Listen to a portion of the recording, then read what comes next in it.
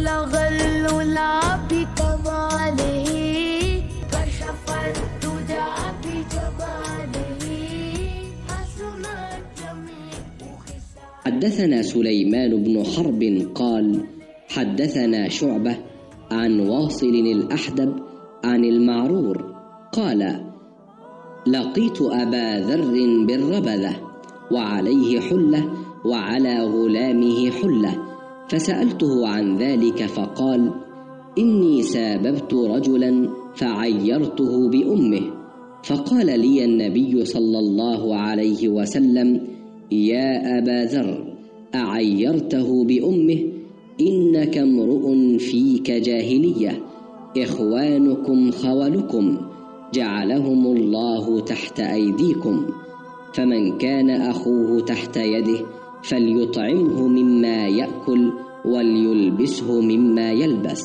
ولا تكلفوهم ما يغلبهم فإن كلفتموهم فأعينوهم.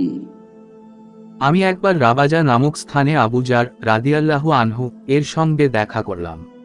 তখন তার পরনে ছিল এক জোড়া কাপড়, লুঙ্গি ও চাদর, আর তার ভৃত্যের পরনেও ছিল ঠিক একই ধরনের এক জোড়া কাপড়।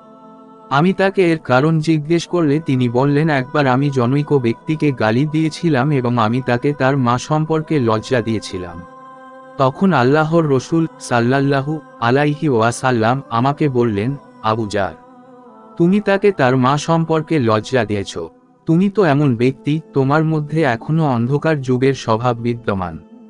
জেনে রেখো, তোমাদের দাস দাসী তোমাদেরই ভাই। আল্লাহ তাআলা তাদের তোমাদের অধীনস্থ করে দিয়েছেন। তাই যার ভাই তার অধীনে থাকবে, সে যেন নিজে যা খায় তাকে তাই খাওয়ায় এবং নিজে যা পরিধান করে তাকেও তাই পরায়। তাদের উপর এমন কাজ চাপিয়ে দিও না যা তাদের জন্য অধিক কষ্টদায়ক।